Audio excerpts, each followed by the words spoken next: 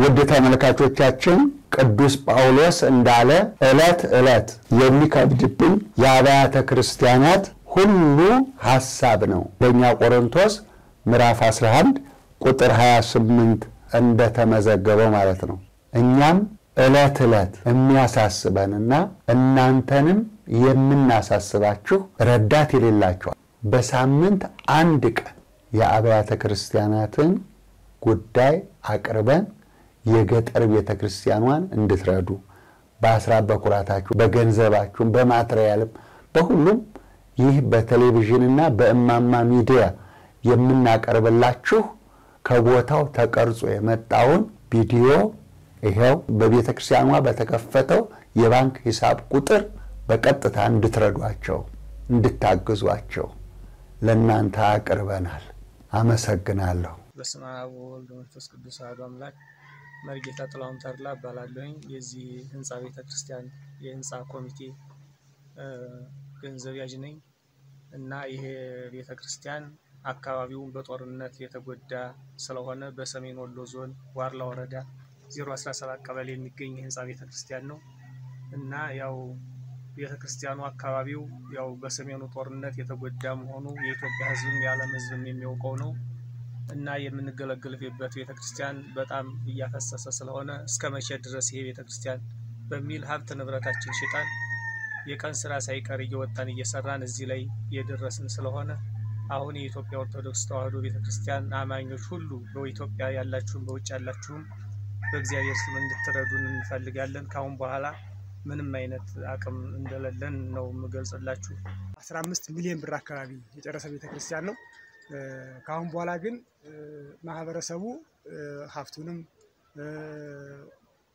ሽጦ ለውጦ ለዚህ ስለዋለና ካሁን በኋላ መስራት ነው የማይችልበት አጋጣሚ ስላለ ማገዝም መርዳትም የምትችሉ በሀገር ውስጥም በውጭ የምትገኙ ኦርቶዶክሳውያን ወንድሞቻችን እህቶቻችን በምትችሉት አቅምና ሁኔታ እንድታግዟቸው በእግዚአብሔር ስም እንጠይቃለን። እንግዲህ የምትመለከቷቸው ስራዎች የናኖቹ ድንጋዮቹ በጉራጌ በመጡ ባለሙያዎች የሚሰሩ ናቸው። እያንዳንዱ ድንጋይ ሲሰራ በአንዲት ድንጋይ 500 ብር እና ከዛ በላይ እየተጠሩ ነው የሚሰራቸው። ከዛ በኋላ ደግሞ ለእያንዳንዱ የሙያ ዋጋ ለሚሰሩበት ደግሞ በሜትር እስከ 300 ብር እስከ 400 ብር ድረስ የተከፈላቸው የሚሰሩና እጅግ በጣም በሚያምርና ዘመኑንና ጊዜውን ሊዋጅ በሚችል መልኩ እየተሰራ ያለ የሚገኝ ቤተክርስቲያን ነው።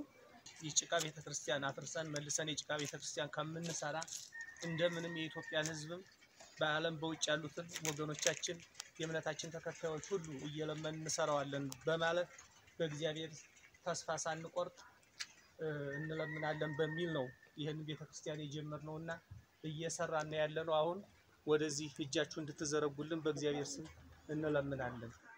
ብዙ ማቴሪያሎች ያስፈልጓቸዋል። እንደምትመለከቱት መስኮቶቹ 24 ናቸው። 24 መስኮቶች በራፍ ያስፈልጋቸዋል፣ መስታወት ያስፈልጋቸዋል። የተመደሱ ገና ውስጡ አልተገነባም አልተሰራም እስካሁን ገና ነው። እነዚህ በራፎቹ እያንዳንዳቸው ሁላቸውም በራፍ ያስፈልጋቸዋል፣ መስታወት ያስፈልጋቸዋል። ከዚህ በተጨማሪ ደግሞ ያላለቁ እነዚህ የምትመለከቷቸው ብረቶች አሉ። እነዚህ ዙሪያቸውን 24 ናቸው። እነዚህ ገና ያስፈልጋቸዋል። ከላይ እነዚህ የሚገናኙበት ብረት በተመሳሳይ ያስፈልጋቸዋል። ስለዚህ በድምሩ ከ200 ብረት በላይ ባለ 14 ከ50 ብረት በላይ ባለ 16 ከ180 ብረት በላይ ባለ 8 ይጨርስባቸዋል ማለት ነው። እንዲሁም ደግሞ ሲሚንቶ ከ400 ኩንታል በላይ ሲሚንቶ ይጨርስባቸዋል። ከታች የሚነጠፉ እነዚህ የምትመለከቷቸው ሴራሚክ ያስፈልጋቸዋል። ውስጠኛው ሴራሚክ ያስፈልጋል።